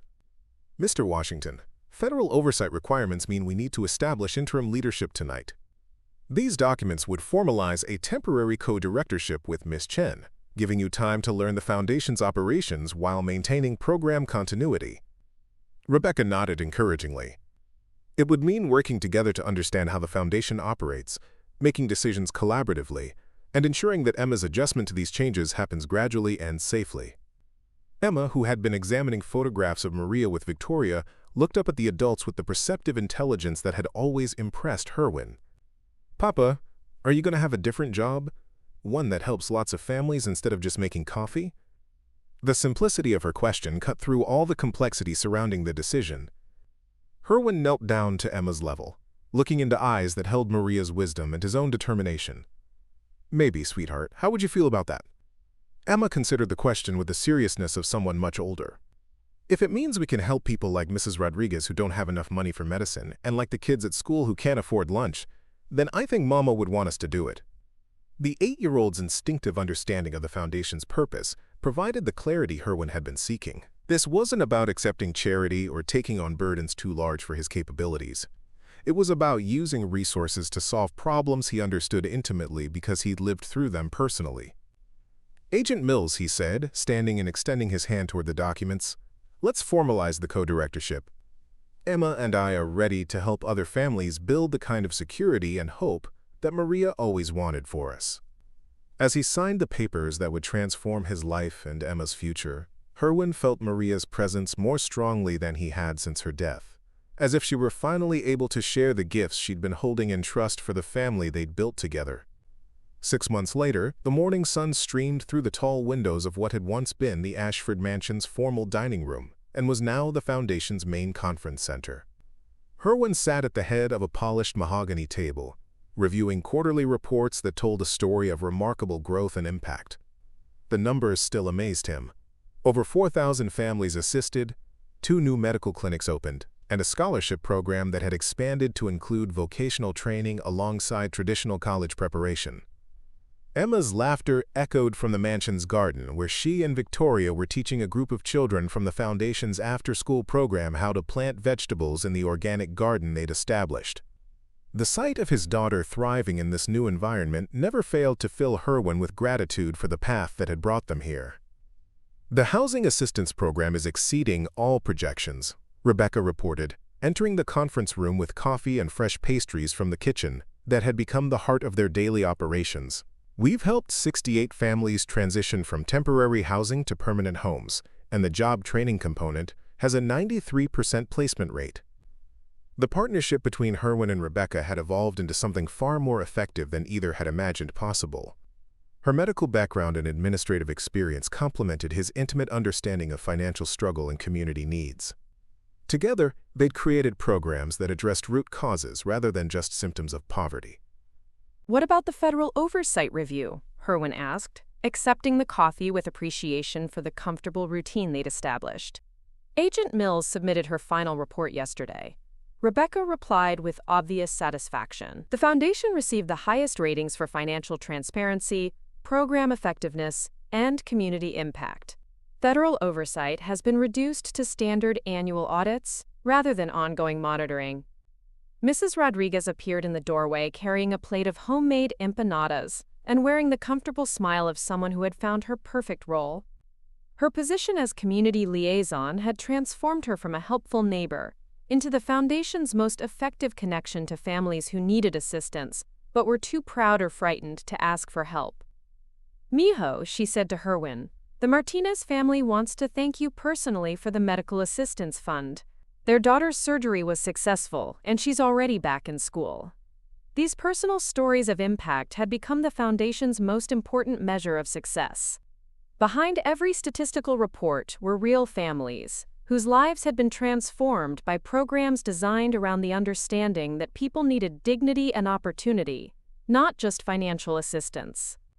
Catherine entered the room moving carefully but independently, her health having stabilized significantly since the stress of Preston's threats had been resolved. The federal investigation had resulted in his conviction on multiple charges, but Dr. Whitmore had arranged for treatment rather than extended incarceration, understanding that his son's actions had stemmed from mental health issues exacerbated by financial desperation. "The International Conference Planning Committee wants to finalize your presentation schedule," Catherine told Herwin as she settled into her chair with Victoria's assistance. "Representatives from 12 countries will be attending next month to study our family-centered approach to poverty reduction." The invitation to address the Global Family Security Initiative had initially terrified Herwin, but he'd come to understand that sharing their model was essential to expanding its impact. The foundation's success in Millbrook had attracted attention from policymakers worldwide who were seeking sustainable alternatives to traditional welfare systems. "Are you nervous about speaking to all those important people?" Emma asked, having finished her gardening activities and joined the adults for their daily planning session. Her comfort in these discussions reflected how naturally she'd adapted to being part of something larger than their previous day-to-day survival. "A little," Herwin admitted honestly, "but then I remember that everyone we're trying to help has the same hopes and fears that we had 6 months ago. When you understand that, it's easier to explain why our programs work." Victoria, who had appointed herself as unofficial archivist of the Foundation's history, opened a leather-bound album containing photographs from their first 6 months of operation. "Look how much we've accomplished already," she said with pride that seemed far beyond her apparent age. The images told their story better than any formal report: groundbreaking ceremonies for new affordable housing, graduation celebrations for job training programs, medical clinics bustling with families receiving care, children participating in educational activities that connected them to their community's heritage and future possibilities. Rebecca studied one particular photograph showing Herwin working alongside construction volunteers to build playground equipment at one of their housing developments. "You know what I think Maria would be most proud of?" she said thoughtfully. "What's that?" "That you never lost sight of the fact that this work is about relationships between people, not just moving money around. Every family we help knows that you understand their struggles because you've lived through them yourself." Dr. Whitmore arrived for the monthly board meeting that had become a tradition combining formal oversight with family dinner. His presence had evolved from reluctant apology for his son's actions to genuine partnership in the Foundation's mission. Preston's treatment had been successful, and he was slowly rebuilding his life while working in community service roles that helped him understand the value of collaborative rather than competitive approaches to social challenges. The medical clinic partnership with the university is producing remarkable results, Dr. Whitmore reported as he joined them around the table. Medical students are getting practical training in community health, while families receive care from providers who understand local conditions and challenges. Agent Mills made her final official visit to review the Foundation's transition from federal oversight to independent operation. Her conclusion had been enthusiastic. The Ashford Foundation under Herwin and Rebecca's leadership had become a model for how community-based organizations could achieve sustainable impact through collaborative rather than top-down approaches. "There's one more thing we need to discuss," Catherine said, producing an envelope that bore the familiar sight of Maria's handwriting. "I found another letter that Maria left, this one addressed to Emma for when she was old enough to understand her mother's full story." Emma accepted the letter with the careful reverence of someone who understood its significance. As she read aloud, Maria's voice seemed to fill the room with love and wisdom that transcended death. "My dearest Emma, if you are reading this, then you've learned about the Foundation and the choices that led to its creation. I hope you understand that every decision I made was motivated by love. Love for you, love for your father, and love for all the families who deserved the opportunities I couldn't provide for my first daughter. The Foundation exists because I learned that love multiplies when it's shared, that security grows when it's extended to others, and that the best way to honor the gifts we've received is to ensure that others receive similar gifts. I hope you'll choose to continue this work when you're older, not because it's expected of you, but because you'll understand that helping others is the most reliable path to your own happiness and fulfillment. Remember that your father chose this responsibility not for wealth or status, but because he has the rarest and most valuable quality anyone can possess: the ability to see other people's struggles as opportunities to express love in practical, meaningful ways. You are part of a story that began before you were born and will continue long after you're grown. Use the resources and opportunities you've inherited to write chapters that honor both your individual dreams and your community's needs. All my love, Mama." As Emma finished reading, the room fell silent with the weight of Maria's continued presence in their work. Through the windows, they could see families arriving for the evening community dinner program, children playing in the gardens, and adults participating in education classes that would help them build more secure futures. The little girl who had asked Herwin to please help my mommy 6 months ago had led him not just to financial security, but to a purpose that transformed struggle into service and isolation into community. The $275 million secret had revealed itself to be something far more valuable than money: the understanding that families helping families could create changes that rippled across generations and continents. Victoria smiled as she watched Emma carefully fold Maria's letter and place it in the Foundation's archives alongside all the other documents that told their remarkable story. "I think," she said with satisfaction, "that this is exactly the kind of ending that was always meant to be a beginning." Outside, the sound of children's laughter mixed with adult conversations in multiple languages, creating the symphony of a community that had learned to thrive through cooperation, compassion, and the simple recognition that everyone deserved the chance to build something beautiful for the people they loved. The treasure hunt that had begun with a desperate father counting pennies had transformed into a legacy that would help families count blessings for generations to come. Up next, you've got 2 more standout stories right on your screen. If this one hits the mark, you won't want to pass these up. Just click and check them out. And don't forget to like, subscribe, and turn on the notification bell so you don't miss any upload from us.